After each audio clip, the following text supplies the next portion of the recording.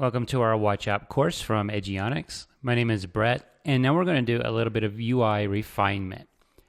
There are three things we want to do here. So on our detailed view, we need to add some labels for these. We're also going to handle the initialization of these values. So instead of view did appear, we're going to use a view will appear. And then in our main scene on the picker, we need to set an initial value. So when you click first without doing anything to the picker, there's a value that actually gets transferred over. So that's what we're going to do first. We're going to work on this initial value. So the stadiums will load. Then we can do set selected stadium. We'll call our stadium manager stadiums and just pull the first item out of here. And that should give us an initial value. I think we're going to unwrap here. And now we can go ahead and load this and give it a try and see what happens there.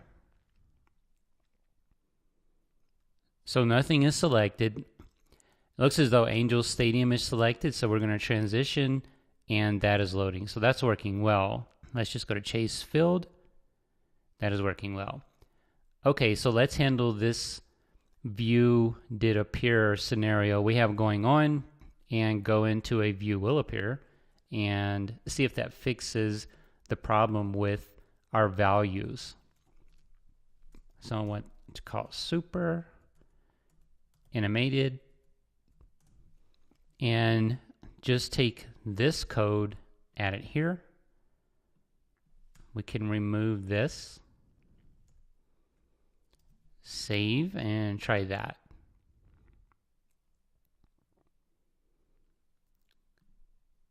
All right, that looks good. Go to AT&T Park. So you notice the values now are appearing right off the bat.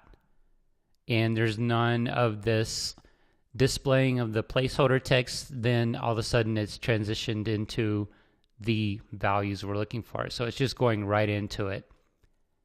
Now, what we want to do with these labels that we're going to add is actually put them above each of these rather than on the side, because it will be easier for different device orientation and sizes as well. So I'm going to go back into our main storyboard to the detail view, and we can close this as an editor and open the utilities pane. We'll get some labels. And we can add these right above. This is going to be stadium name. We'll add another. This is going to be play date. And one more, opposing team. You notice the spacing is also being constant as we add these. So the spacing we set for our stack view, which I believe was 20, is remaining constant as we add these new items. So it's really helping out in saving us some time and not having to go back and rework those. And actually, if I add some colons just to differentiate that these are the labels versus the others are going to be the values, it may help a little bit. And so let's see, I think there is something else I want to do for these. I want to kind of bring them in a little bit rather than having them so far apart.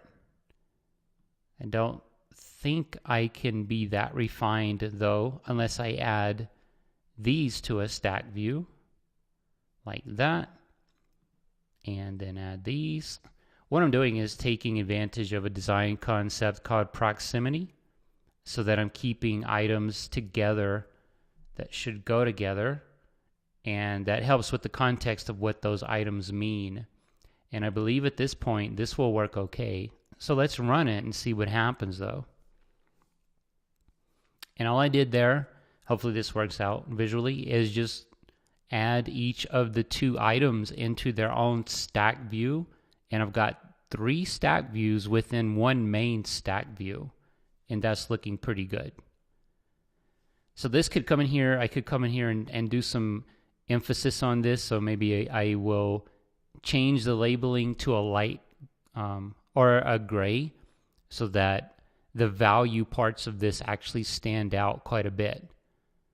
But this right here handles all the scenarios we were looking to handle earlier. We're getting our initial value, and we're having our values display, so the placeholder text is not there, and now we have our labels in place.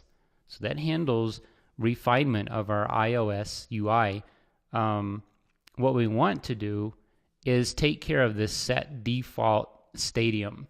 We're going to work with that when we start actually passing data back and forth from the watch to the iPhone and from the iPhone to the watch.